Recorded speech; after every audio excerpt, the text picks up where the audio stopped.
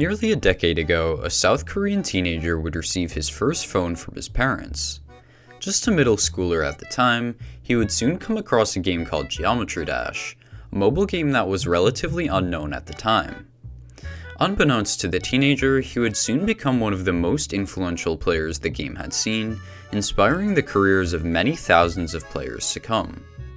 This is the story of the man behind the nightmare, a player called Jax. Before he was Jax, this player was in a place where many of us have been before, being a student bored in their studies. Not finding great interest in school, he searched for an escape from his boredom, and as many of us do, he turned to video games to look for this escape.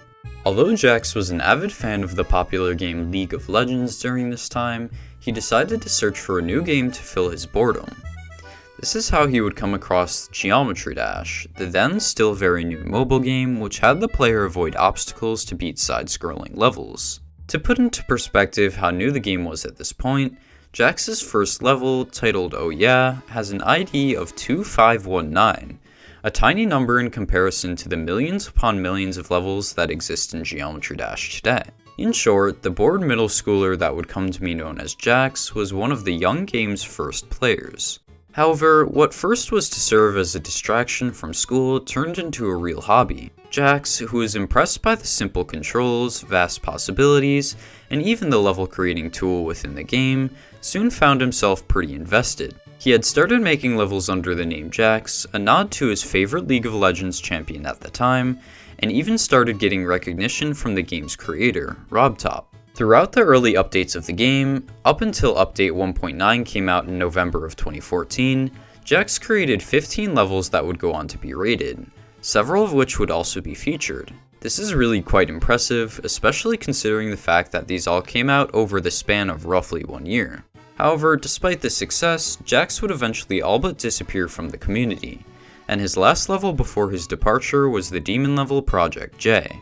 He would remain absent from the community for roughly the next 7 years. So, this is the end of the story of Jax, one of Geometry Dash's early greats. Or is it?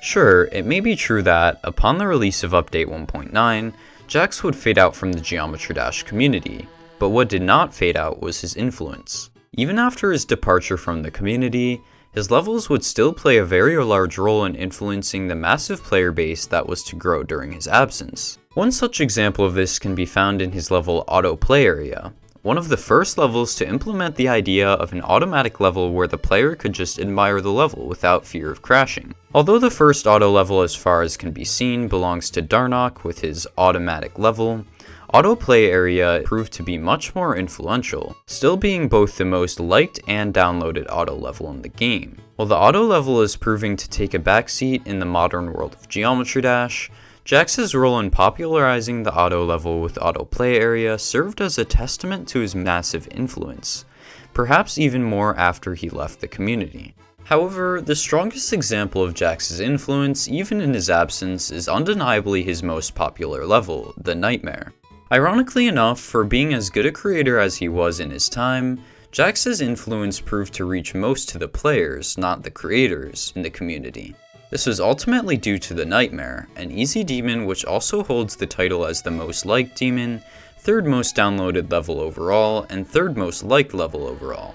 But what made the Nightmare so insanely popular to gain such massive influence for Jax? In terms of decoration, the level is pretty nice looking, and even received an update at a later date, which gave it improved decoration and some changed gameplay. However, it proved to be the gameplay, not the decoration, that made the level so popular. The Nightmare sits at the difficulty of Easy Demon, and is arguably one of the most easy demons in the game as a whole, making it an extremely accessible benchmark for new players getting into the game. In short, the Nightmare's immense popularity is largely owed to its accessibility to new players as an easy first demon, a benchmark that anyone getting into the game will inevitably consider. As a result of this accessibility for new players, the Nightmare has gained massive popularity as a sort of pilgrimage for new players who want to improve at the game.